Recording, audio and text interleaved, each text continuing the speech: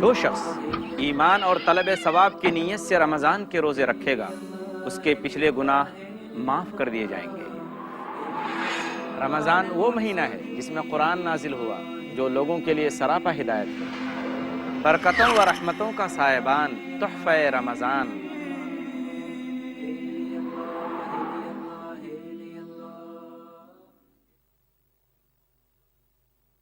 الحمدللہ رب العالمین والصلاة والسلام علی خاتم الانبیاء والمرسلین محمد وآلہ وصحبہ اجمعین، اما بعد رب اشرح لی صدری ویسر لی امری واحلل عقدۃ من لسانی یفقہوا قولی۔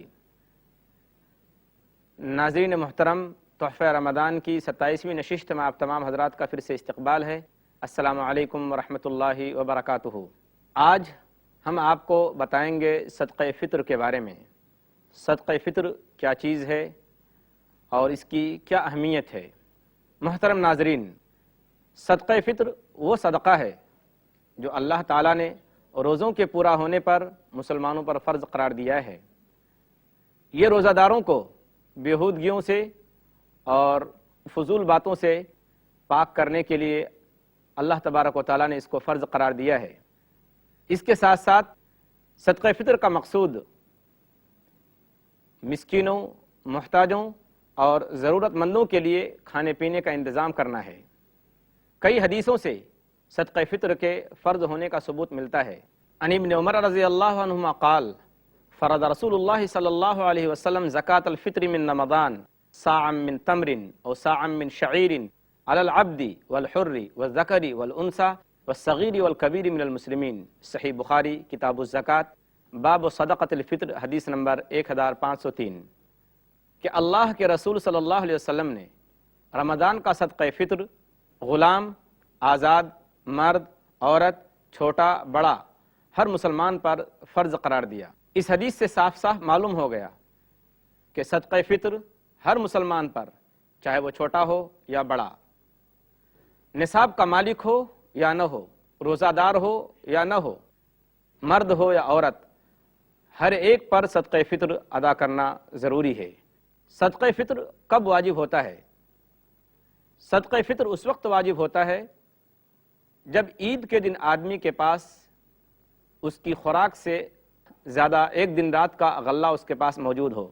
جس شخص کے پاس ایک دن رات کا غلہ عید کے دن میسر نہ ہو، اس شخص کے اوپر صدقہ فطر واجب نہیں ہے۔ اور اسی کے ساتھ ساتھ صدقہ فطر گھر کے تمام لوگوں کی طرف سے ادا کرنا ضروری ہے۔ صدقہ فطر کی مقدار کیا ہے؟ صدقہ فطر جیسا کہ حدیث میں بتایا گیا کہ 1 سا اس کی مقدار ہے، اور 1 سا پونے 3 سیر یا تقریباً 2.5 کلو گرام ہے۔ صدقہ فطر کے لیے نصاب کا مالک ہونا شرط نہیں ہے۔ صدقہ فطر کا جو وقت ہے وہ رمضان کا جو آخری دن ہوتا ہے اس کے سورج ڈوبنے کے وقت سے شروع ہوتا ہے، اور عید الفطر سے اگر 1-2 دن پہلے بھی ادا کر دیا جائے تو درست ہے۔ صدقہ فطر کب فرض ہوا اور اس کی حکمت کیا ہے؟ ناظرین محترم، صدقہ فطر سن 2 ہجری میں فرض ہوا ہے۔ صدقہ فطر کی حکمت یہ ہے کہ اس میں دینے والے کا بھی فائدہ ہے اور لینے والے کا بھی فائدہ ہے۔ صدقہ فطر دینے والے کا فائدہ یہ ہے کہ رمضان کے اندر اس سے کچھ ایسی باتیں ہو گئی جو رمضان کے آداب کے خلاف ہے، مثلا گالی ہے، غیبت ہے، نامحرم کو دیکھنا ہے، اور اس کے علاوہ بہت ساری اور غلطیاں ہیں جن سے بہت کم لوگ بچ پاتے ہیں۔ تو گویا صدقہ فطر ان گناہوں کا کفارہ ہے، جیسے نماز، روزہ اور دعا و استغفار گناہوں کے لیے کفارہ ہے، بالکل اسی طریقے سے رمضان میں ہونے والے جو یہ گناہ ہیں ان گناہ کے لیے صدقہ فطر کفارہ ہے۔ تو صدقہ فطر دینے والے کا تو یہ فائدہ ہے کہ اس کو گناہوں سے پاکی نصیب ہوتی ہے، اور لینے والے کا فائدہ، محتاجوں، مسکینوں اور ضرورت مندوں کا فائدہ یہ ہے کہ جب ان کو صدقہ فطر کی رقم ملتی ہے، غلہ ملتا ہے، تو وہ بھی دوسرے مسلمانوں کی طرح عید کی خوشی میں برابر کے شریک ہوتے ہیں۔ اسی لیے صدقہ فطر عید کی نماز سے پہلے ادا کرنا ضروری ہے۔ اگر کوئی شخص عید کی نماز کے بعد صدقہ فطر ادا کرے گا تو وہ صدقہ فطر نہیں ہوگا بلکہ وہ عام صدقہ شمار ہوگا۔ عن ابن عباس رضی اللہ عنہما قال فرض رسول اللہ صلی اللہ علیہ وسلم زکاة الفطر من رمضان فمن اداها قبل الصلاة فهي زکاة مقبولہ ومن اداها بعد الصلاة فهي صدقة من الصدقات۔ سنن ابن ماجہ حدیث نمبر 1480۔ اس حدیث کا ترجمہ یہ ہے کہ اللہ کے رسول صلی اللہ علیہ وسلم نے صدقہ فطر فرض قرار دیا ہے، تو جو شخص عید الفطر کی نماز سے پہلے صدقہ فطر ادا کرے گا اس کا تو صدقہ فطر ادا ہو جائے گا، اور جو شخص عید الفطر کی نماز کے بعد صدقہ فطر ادا کرے گا اس کا صدقہ فطر عام صدقہ شمار ہوگا۔ تو اس حدیث سے یہ بات واضح ہو گئی، پتہ چل گیا کہ صدقہ فطر کی حکمت کیا ہے۔ عن ابن عباس رضی اللہ عنہما قال فرض رسول اللہ صلی اللہ علیہ وسلم زکاة الفطر طہرۃ للصائم عن اللغو والرفث وطعمۃ للمساکین۔ ابن عباس رضی اللہ تعالیٰ عنہما کا قول ہے کہ اللہ کے رسول صلی اللہ علیہ وسلم نے فرمایا صدقہ فطر روزہ دار کے لیے گناہوں سے اور بے حیائی اور لغو باتوں سے پاک کرنے کے لیے صدقہ فطر فرض قرار دیا گیا ہے، اور صدقہ فطر مسکینوں کے لیے یہ خوراک ہے۔ تو گویا صدقہ فطر کا دو منشا ہوا، ایک تو یہ ہے کہ روزہ دار کو گناہوں سے پاک کیا جائے، اور دوسرا یہ ہے کہ اس سے غریبوں اور مسکینوں اور محتاجوں کے کھانے کا انتظام ہو جائے۔ تو اس حدیث سے پتہ چل گیا کہ صدقہ فطر کا مقصد کیا ہے اور اس کی مشروعیت کی اور فرضیت کی حکمت کیا ہے۔ صدقہ فطر اگر کوئی شخص عید کی نماز سے 1-2 دن پہلے بھی ادا کر دیتا ہے تو درست ہے۔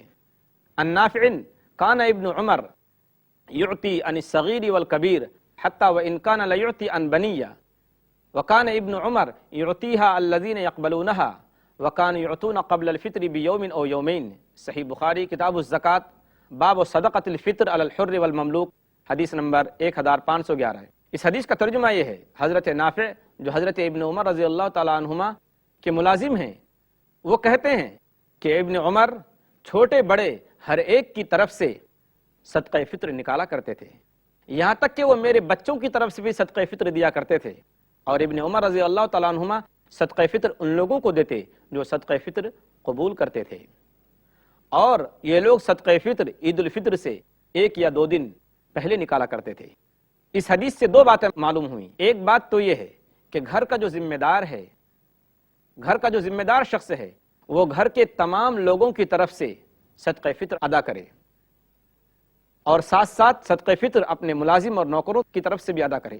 اور دوسری بات یہ بھی معلوم ہوئی کہ صدقہ فطر اگر عید الفطر سے 1-2 دن پہلے نکال لیا جائے تو بھی درست ہے۔ صدقہ فطر غلے کی صورت میں دینا، اناج کی شکل میں دینا زیادہ بہتر ہے۔ عن ابی سعید رضی اللہ عنہ قال كنا نخرج زکاة الفطر من رمضان صاعا من طعام او صاعا من شعیر او صاعا من تمر او صاعا من اقط او صاعا من زبیب۔ صحیح بخاری کتاب الزکوٰۃ باب صدقۃ الفطر حدیث نمبر 1506۔ ابو سعید خدری رضی اللہ تعالیٰ عنہ کہتے ہیں ہم رمضان کا صدقہ فطر 1 سا غلہ یا 1 سا جو یا 1 سا کھجور یا 1 سا پنیر 1 سا منقع کی شکل میں ادا کیا کرتے تھے۔ اس حدیث سے پتہ چلا کہ غلے کی شکل میں صدقہ فطر نکالنا زیادہ بہتر ہے، اور اس حدیث سے یہ بھی پتہ چلا کہ عام غلے کے اندر گیہوں بھی داخل ہے، اور جو شخص نکالنا چاہے تو گیہوں کے ذریعے بھی صدقہ فطر ادا کر سکتا ہے، اور اس کی مقدار بھی تقریباً 2.5 کلو گرام ہے۔ بعض علماء کرام کا اس حدیث کی بنیاد پر یہ خیال ہے کہ صدقہ فطر صرف غلے ہی کی شکل میں دینا چاہیے۔ عن ابی سعید رضی اللہ عنہ قال كنا نخرج زکاة الفطر صاعا من طعام او صاعا من شعیر او صاعا من تمر او صاعا من اقط او صاعا من زبیب۔ صحیح بخاری کتاب الزکوٰۃ باب صدقۃ الفطر حدیث نمبر 1506۔ ابو سعید خدری رضی اللہ تعالیٰ عنہ کہتے ہیں کہ ہم صدقہ فطر 1 سا غلہ یا 1 سا جو یا 1 سا کھجور یا 1 سا پنیر یا 1 سا منقع کی شکل میں ادا کیا کرتے تھے۔ علامہ عبید اللہ رحمانی مبارک پوری رحمۃ اللہ علیہ کا کہنا ہے کہ میرے نزدیک راجح یہی ہے کہ صدقہ فطر غلے کی شکل میں دینا ضروری ہے، اور اسی شکل میں دینا ضروری ہے جس شکل میں حضور اکرم صلی اللہ علیہ وسلم نے اس کو متعین فرمایا ہے۔ اگر کوئی عذر ہو تو روپیہ دینا، پیسے کی شکل میں صدقہ فطر دینا جائز ہے۔ لیکن علماء احناف کا خیال یہ ہے، ان کی رائے یہ ہے کہ صدقہ فطر غلے کی شکل میں بھی دینا جائز ہے اور روپے کی شکل میں بھی، نقد میں بھی دینا جائز ہے۔ اور شیخ الاسلام ابن تیمیہ رحمۃ اللہ علیہ نے اسی قول کو اختیار فرمایا ہے، ان کے نزدیک بھی صدقہ فطر روپے کی شکل میں دینا جائز ہے۔ ناظرین محترم، صدقہ فطر کا مقصود یہ ہے کہ اس سے محتاجوں کی اور ضرورت مندوں کی ضرورت پوری ہو، اور روپیہ دینے سے وہ مقصد پورا ہو جاتا ہے۔